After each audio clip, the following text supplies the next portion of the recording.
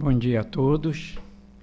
Estamos aqui mais uma vez reunidos para essa nossa reunião online, mas sempre amparado pela espiritualidade, sempre amparados pelos companheiros, trabalhadores que acompanham a casa, as palestras, os estudos. E é sempre bom estarmos aqui. Ocorreu agora no domingo passado um encontro de medicina espiritual muito bom e continua no site da casa.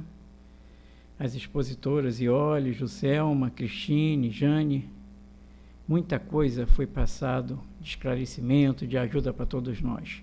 Quem não viu, vale a pena assistir, e quem já viu, se quiser assistir outra vez, realmente só vai acrescentar para nós.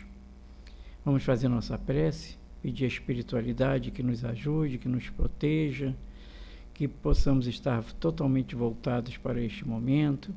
Vamos envolver nosso querido companheiro Guilherme Frank, que fará a exposição dessa manhã de hoje. E assim, já amparados, prontos, vamos pedir a permissão para dar início à nossa reunião. Graças a Deus.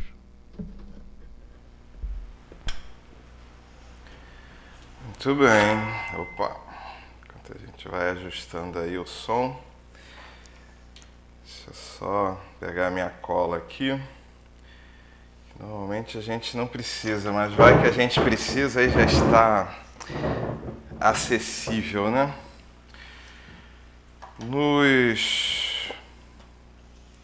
Nos coube refletir hoje, nos coube pensar hoje sobre uma passagem que está em Lucas, capítulo 1, versículo 38, e o que é proposto é uma pergunta: o que nós buscamos? E é muito interessante, inclusive, olharmos sobre o contexto em que essa pergunta se enquadra, porque a partir dos ensinamentos de Jesus, a partir dos relatos que os apóstolos nos deixam, nós temos nos debruçado ao longo da história, formatado os nossos pensamentos religiosos, fundado nossas religiões, embora o Ocidente seja predominantemente cristão, é importante que nós possamos refletir que há diversos credos cristãos, vários protestantes, ao credo católico apostólico romano, aos adventistas, às igrejas universais, entre outras tantas derivações, que se propõem interpretar e tentar compreender esses ensinamentos, essas provocações deixadas de formas distintas. E nesse exercício de busca estrutural, de estabelecimento de interpretações sobre esses ensinamentos, de tentativa de jogar luz sobre eles, mas também de atualização dessas interpretações para a nossa contemporaneidade, para o nosso movimento atual, talvez nós possamos dizer que entre as derivativas cristãs mais recentes, a doutrina espírita seja a mais antiga delas, com cerca de 150 anos. E nós temos outras mais recentes, né? Principalmente quando a gente pensa em termos de Brasil, a Assembleia de Deus, a Universal, entre outros tantos credos cristãos que se propõem a estudar e pensar sobre esses ensinos. E dentro desse universo, a gente vai percebendo que cada pastor, cada padre, cada palestrante estabelece o seu conjunto de interpretações, o seu viés, a partir da forma que aquela religião tem para olhar para as questões. E durante esse estudo, algo que me chamou bastante atenção é que muitas vezes nós pegamos uma citação, uma frase fora de contexto, né, e vamos elaborando a partir daquela frase, vamos elaborando as nossas especulações, as nossas interpretações, os nossos pensamentos e de alguma forma vamos tentando nortear as nossas vidas, tentando achar as soluções para os nossos problemas cotidianos, tentando de alguma forma amenizar, suavizar as dores dos nossos corações diante dos problemas insolúveis ou diante dos problemas que a nossa ciência e a nossa filosofia ainda não conseguiram solucionar. E temos feito isso já há bastante tempo. Dito isso, eu faria o convite a que todos leiam não apenas a citação contida em Lucas 1:38, mas que leiam o capítulo inteiro. É um capítulo muito primoroso que nos leva a diversas reflexões. Ele fala do momento inicial, antes da chegada do Cristo, com alguns meses de diferença para a chegada de João Batista. Ele fala dos anseios dos pais de João Batista, ele fala dos anseios dos pais de Jesus, do que eles efetivamente buscam, da sua, de certa forma, desesperança por não terem conseguido conceber um filho em uma idade onde lhe seria saudável, lhe seria ainda viável, e já seguiam a vida conformados com a impossibilidade de ter filhos. Quando lhes aparece um anjo anunciando uma nova missão, contrariando as expectativas e as perspectivas, né, as expectativas daqueles dois casais já com idade avançada, contrariando as perspectivas da sociedade que dizia que àquela idade já não seria mais possível ter filhos, e anuncia que de cada um daqueles casais nasceriam pessoas que cumpririam papéis muito importantes na história da humanidade. João Batista resgataria, reformularia, repensaria o ato de dedicação, de aguarde do Messias. E Jesus, na esteira daquele terreno preparado, daquela mensagem resgatada do retorno do Messias, trazida por João Batista, realizaria muitas ações de tamanho grandioso, e deixaria para nós um legado que à época não era possível de ser medido, mas que, mesmo para a capacidade de compreensão do povo judeu da época, já era uma grande ação. A liberdade do povo judeu, sinalizada como a herança da terra prometida, que pôde ser interpretada de diversas formas diferentes, entre elas como sendo a liberdade, a libertação do jugo, né, da opressão, a quebra da opressão do povo romano sobre o povo judeu, e que tantas confusões rendeu naquele período de 30 e poucos anos, culminando com a morte de Jesus, e que foi posteriormente interpretada de várias formas diferentes. Há aqueles que acreditam que Jesus morreu para remir os nossos pecados, há aqueles que acreditam que Jesus foi uma grande vítima de um sistema social opressor, há aqueles que acreditam que Jesus veio dar um grande exemplo, uma grande mensagem. E dentro dessas interpretações todas, há aqueles que nem acreditam na existência desse Jesus, há aqueles que se debruçam sobre os escritos, sobre as pesquisas históricas, sobre as pesquisas arqueológicas, tentando comprovar à luz da ciência a existência desse homem. Há aqueles que tentam estabelecer pontes entre todos esses pensamentos, considerando a grandiosidade, talvez, de um grande pensador sobre os ensinos judaicos, mas não necessariamente de um homem capaz de fazer milagres. E assim nós vamos pensando não apenas sobre os povos cristãos, mas também sobre os povos judeus, que de alguma forma consideram a presença deste homem como um estudioso, como um pensador da doutrina judaica, como talvez um renovador dos pensamentos da tradição judaica em algum momento.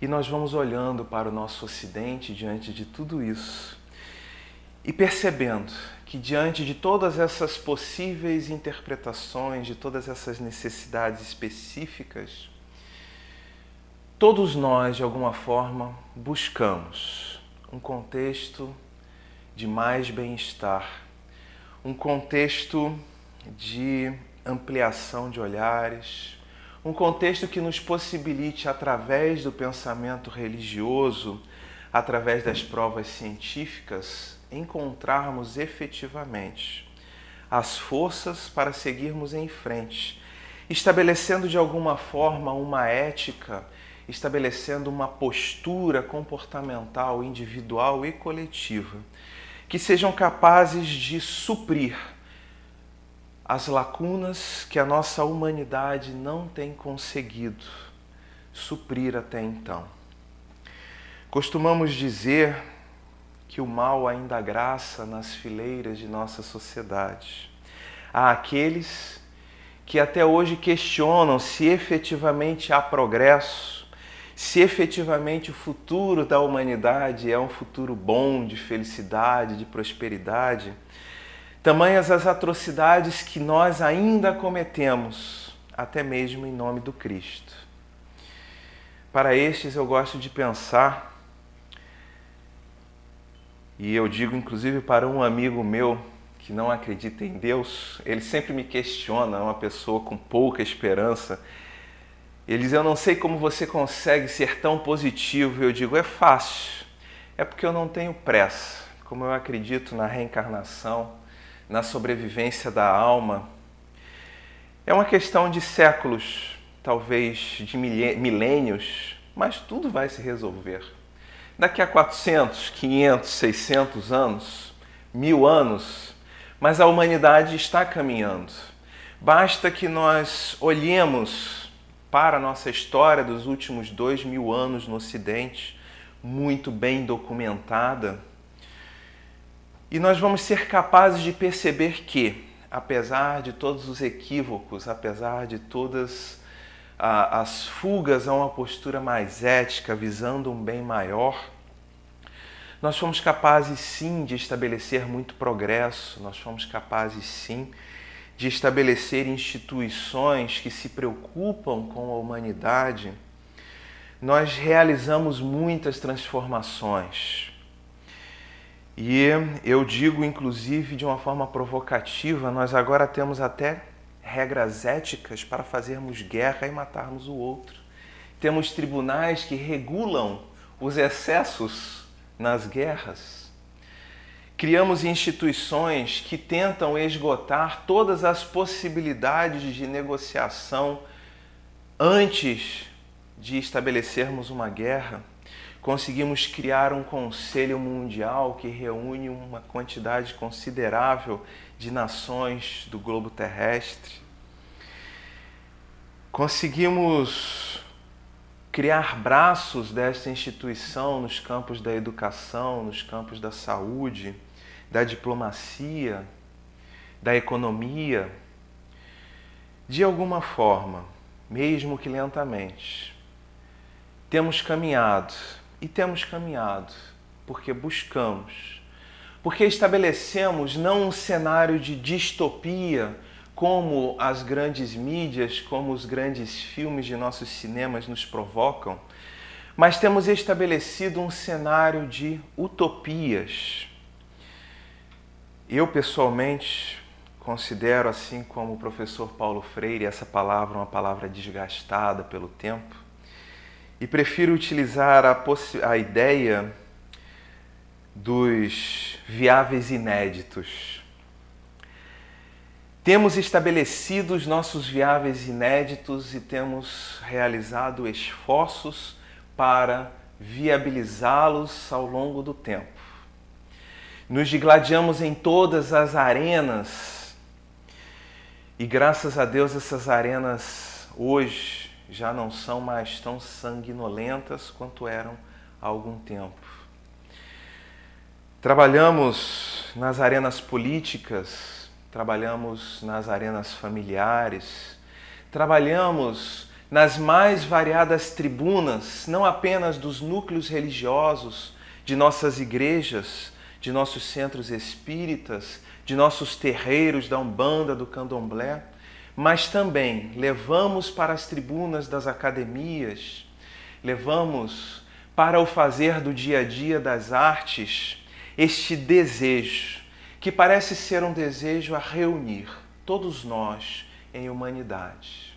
O dia em que não haverá mais conflitos, guerras, confrontos, em que tudo se resolverá de uma forma pacífica, com absoluto respeito à individualidade do outro, mas também com absoluto respeito às necessidades de todos, às necessidades coletivas.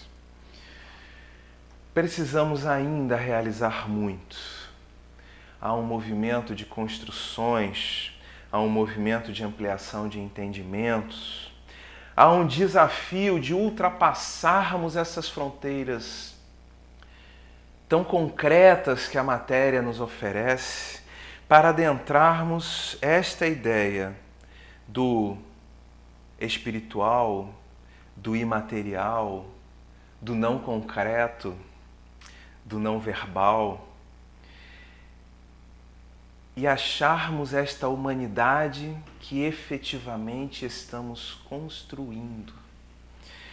Porque sim, queridos amigos, pensarmos em humanidade, pensarmos em cultura, pensarmos em sociedade, é sim uma construção social que depende da conjugação dos sonhos, anseios e medos de cada um de nós que a integramos.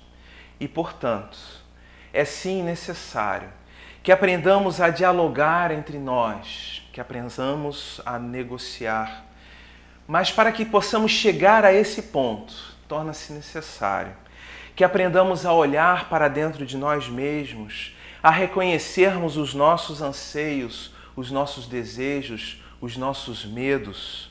É necessário que aprendamos a enunciá-los, para que assim possamos negociar com os nossos pares.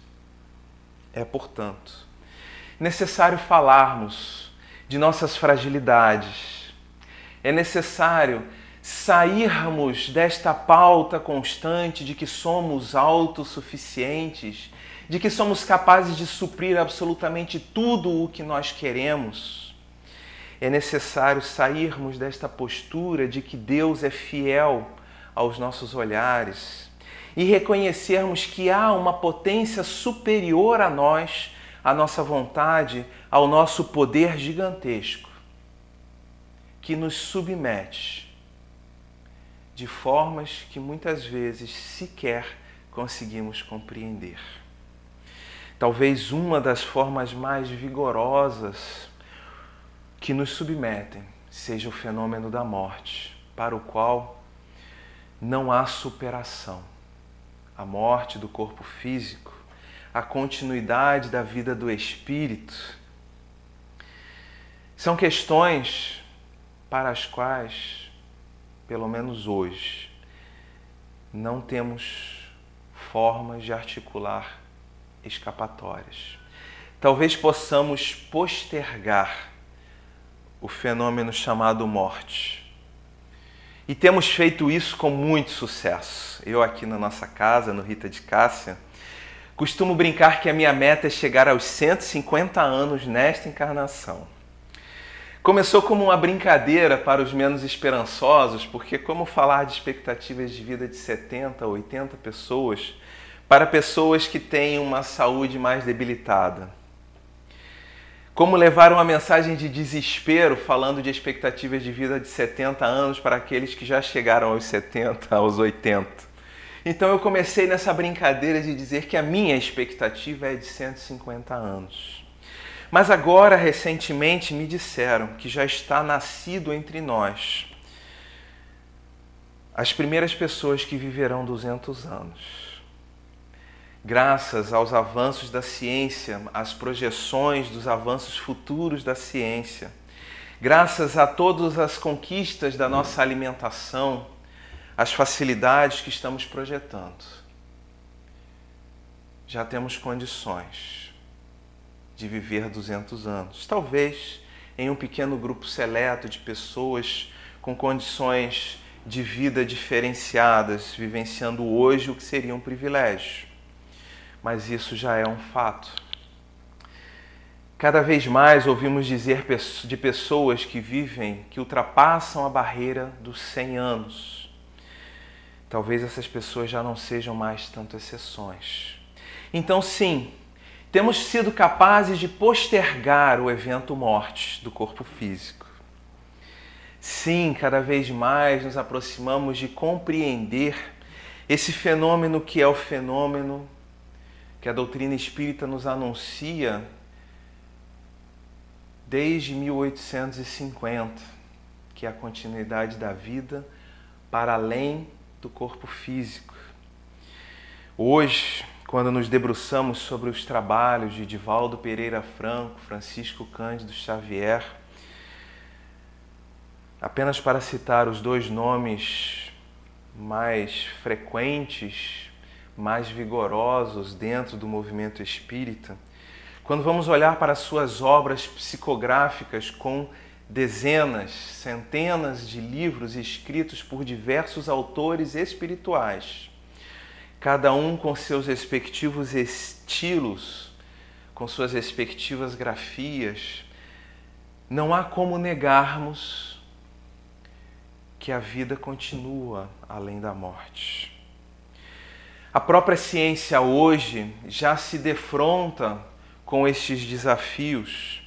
Quando olhamos para as pesquisas que nos dizem de que de alguma forma a vida continua, de alguma forma a reencarnação existe e há dezenas, centenas de casos documentados de crianças que recordam com precisão de detalhes de suas vidas anteriores, que são capazes de dar localizações, nomes e datas, que possibilitam o rastreio de suas existências anteriores, comprovando assim, pelo menos, um fenômeno que precisa de uma explicação mais ampla do que meramente dizermos que não é possível pensarmos num inconsciente ou num consciente coletivo e individualizado, que continua para além da vida do corpo físico.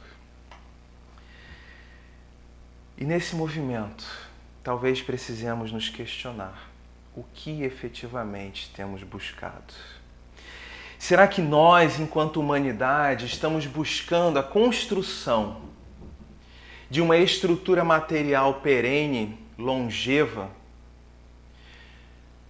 mas que sofrerá riscos de existência daqui a alguns bilhões de anos, quando o nosso Sol deixar de existir, carregando consigo todo o sistema solar?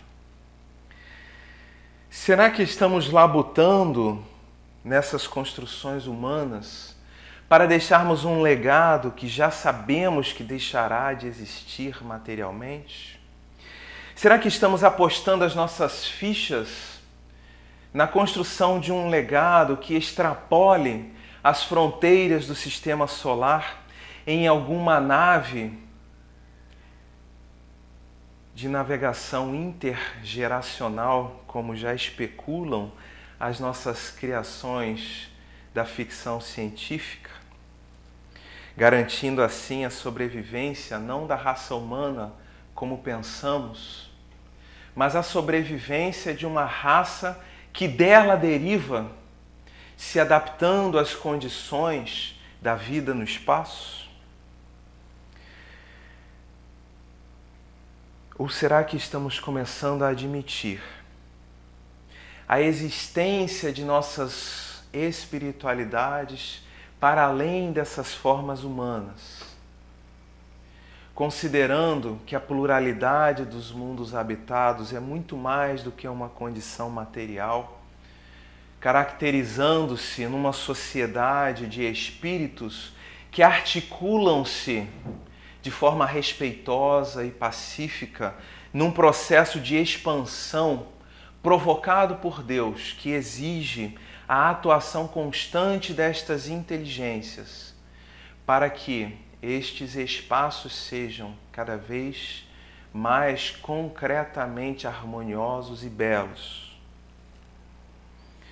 assumindo assim a possibilidade de que talvez o mais importante não seja a individualidade de Guilherme Frankl, e sim o espírito que a constituiu no ano de 1976 e que viverá 150 anos, se tudo der certo, mas que segue para além desta encarnação e que em algum momento será um governador planetário, assim como Jesus, conduzindo o processo evolutivo de bilhões de espíritos, mas que para tal é necessário um empenho intenso, gigantesco, ao longo de encarnações-chave em um planeta com tantas dificuldades e desafios.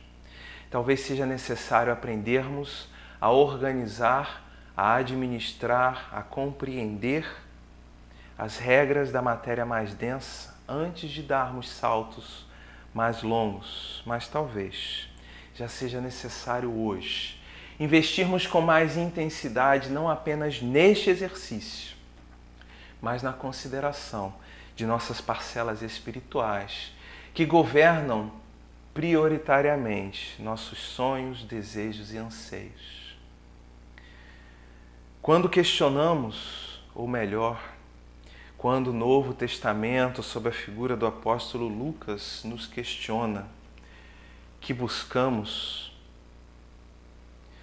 talvez estejamos pensando se ainda estamos apegados às figuras materiais ou se já conseguimos olhar para além delas, considerando todo o governo da espiritualidade sob o comando de uma lei universal que a todos reúne, lei esta, que ecoa em nossas essências nos dizendo da necessidade de realização de esforços, de submissão a esta lei, para que assim possamos viver e experimentar uma felicidade indizível através do cumprimento de um dever moral que ainda estamos descobrindo, mas que se manifesta em cada um dos momentos de nossas vidas através de nossas consciências presentes e que se amplia à medida que nossos conhecimentos se ampliam,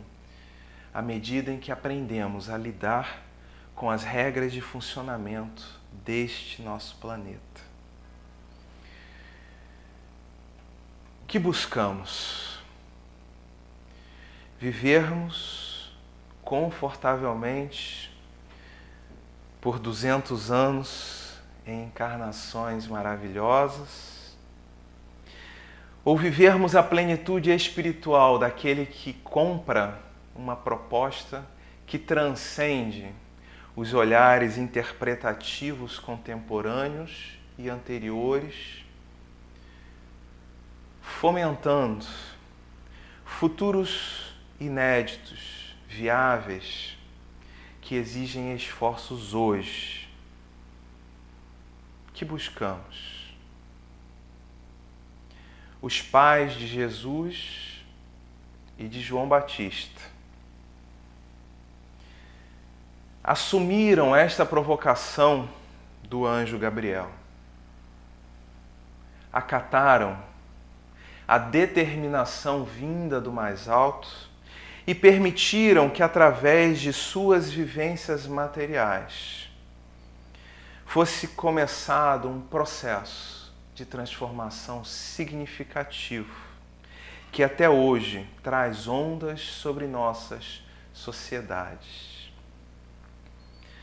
Dobraram seus joelhos à vontade de um plano de paz, de um plano de autoconhecimento mais amplo. E possibilitaram que fosse deixado um legado extremamente importante, dando cumprimento a profecias que revelam para nós que há uma coordenação superior, organizando todos estes movimentos das sociedades ao longo da história, num processo gradativo e crescente de construção do belo, da paz, através da reunião das humanidades, através da construção das angelitudes, pela instrução das humanidades. O Espírito Lázaro nos fala no Evangelho segundo o Espiritismo, em uma passagem belíssima, que em nosso início só tínhamos instintos, guiados cegamente por uma inteligência inequívoca que eram os instintos. Fomos cumprindo um papel, mas também fomos desenvolvendo nossas habilidades, nosso conhecimento acerca de nós mesmos. E aí ele nos diz: quanto mais avançado e corrompido tem sensações. Ou seja, à medida em que despertamos para a nossa individualidade, à medida em que fomos percebendo a liberdade que tínhamos, fomos nos perdendo nesse processo de seguirmos os desígnios do Pai. E fomos corrompendo, ou seja, fomos desvirtuando esse propósito maior. Não porque estejamos acima de Deus, mas porque Deus entende, ou melhor, a lei permite que nós possamos corromper estes processos, a fim de que possamos nos descobrir enquanto seres, enquanto individualidades, a fim de que possamos descobrir as nossas facetas espirituais, a fim de que possamos perceber que não é possível sermos plenamente felizes apenas através da matéria. E à medida em que vamos sofrendo as consequências de toda esta corrupção, de todo esse corrompimento do ambiente onde nos encontramos, à medida em que a natureza nos responde, vamos nos instruindo e vamos sentindo a necessidade de nos depurarmos. E Lázaro diz: quanto mais instruídos e depurados temos sentimentos, vamos abrindo mão desta vivência sensória, desta vivência das sensações apenas, para que possamos nos relacionarmos mais intensamente com a criação, com o Criador, com o próximo mais próximo, conosco. E nesse exercício vamos descobrindo a divindade, dando novos significados ao que o Cristo propôs, resgatando os ensinos judaicos que já eram vigentes à sua época. Amar a Deus sobre todas as coisas e ao próximo como a si mesmo.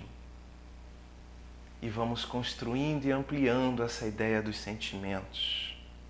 E nos diz Lázaro que o mais pleno de todos estes sentimentos é o amor. Não o amor no seu sentido vulgar, mas este ardente foco que reúne em si toda a humanidade, todos os ensejos, estimulando a que estes espíritos desçam aos circos, ou seja, enfrentem suas dificuldades, seus desafios, suas dores, por compreenderem que há algo muito maior do que estas questões materiais que nos trazem aflições. Queridos, o que buscamos? É a pergunta que se faz nesse momento. talvez já tenhamos percebido com clareza que apenas o sensório, apenas as sensações não atendem mais aos nossos anseios mais internos. Estão aí as depressões, os suicídios, as questões psiquiátricas a nos provocar esta reflexão. Nossa humanidade segue sofrendo, apesar de viver até os 80, 90, com perspectivas de viver até os 150 e a certeza de que já temos encarnados entre nós pessoas que viverão até os 200.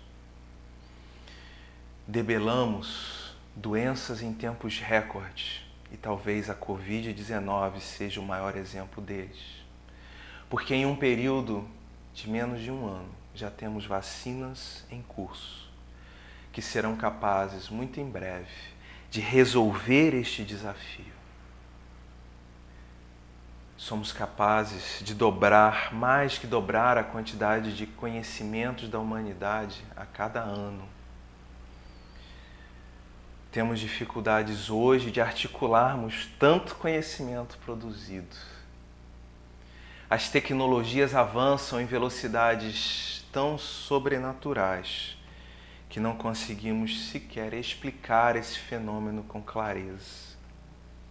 E mesmo assim, seguimos sofrendo, seguimos nos digladiando, seguimos consumindo o planeta e sofrendo, porque não achamos as respostas e vamos andando de meta de consumo em meta de consumo, sem acharmos aquele espaço da felicidade que tanto almejamos. E de repente, não magicamente, somos arrastados de volta para dentro de nós mesmos, somos arrastados de volta para dentro de nossas casas, somos privados de muitas distrações para que possamos pensar no que realmente importa, as relações com o próximo mais próximo. E através do resgate destas relações, começamos a compreender que talvez as questões não sejam materiais, e sim relacionais. Relacionais não apenas através dos abraços, mas relacionais sobre todas as formas possíveis.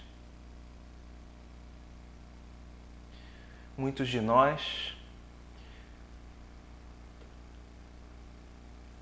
nunca desejamos tanto um abraço, um beijo,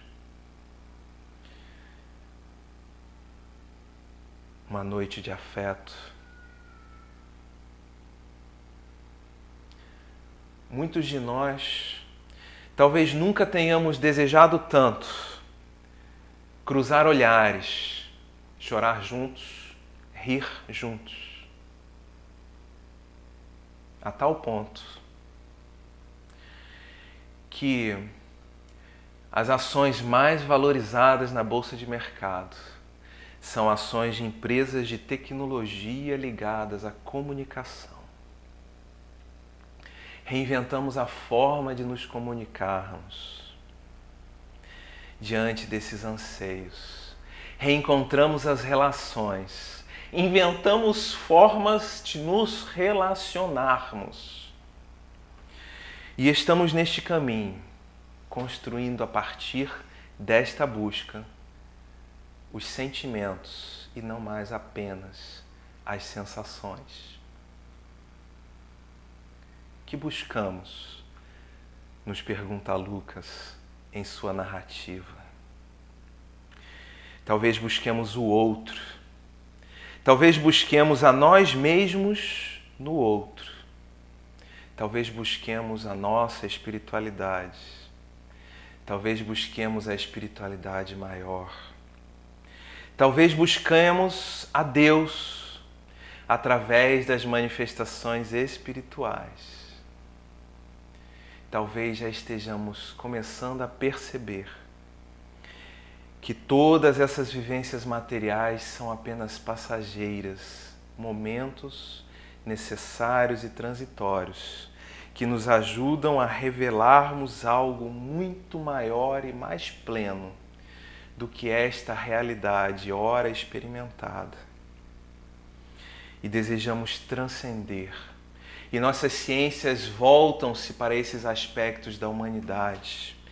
E a física quântica nos ajuda a compreendermos esses fenômenos. E a psicologia avança, a sociologia avança.